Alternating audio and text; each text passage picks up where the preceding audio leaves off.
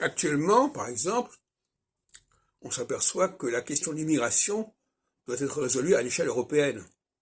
Ça, c'est la phase équinoxiale. La phase équinoxiale, c'est qu'on comprend qu'on ne peut pas agir tout seul.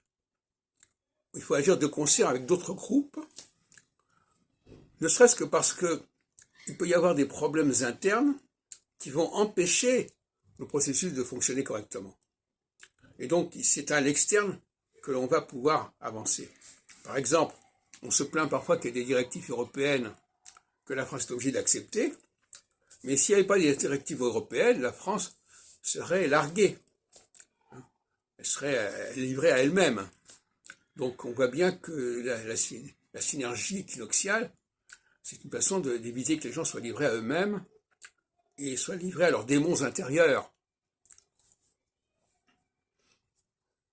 Donc quand j'écoute à la radio, quand en effet on nous dit il faut qu'il y ait des accords entre la France et l'Italie pour régler la question de l'immigration, on est en période équinoxiale.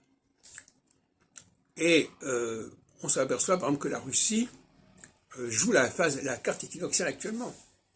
Elle ne peut pas se contenter, elle ne peut pas être toute seule, elle ne peut pas résoudre ses problèmes toute seule. Il faut qu'elle trouve des alliances. Quand elle a commencé la guerre de Crimée, si on peut parler, pas la guerre de Crimée, c'est un pseudonyme, un lapsus, quand elle a commencé la guerre d'Ukraine, eh bien, elle sortait une période solsticiale.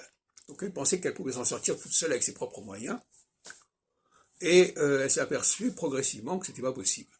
C'était plus possible, et qu'il fallait s'allier, il fallait trouver des alliances avec différents pays. C'est ça la leçon de l'équinoxialité. Et c'est valable aussi bien au niveau d'une entité qu'au niveau d'un groupe, d'une association et même d'un individu ou d'une famille.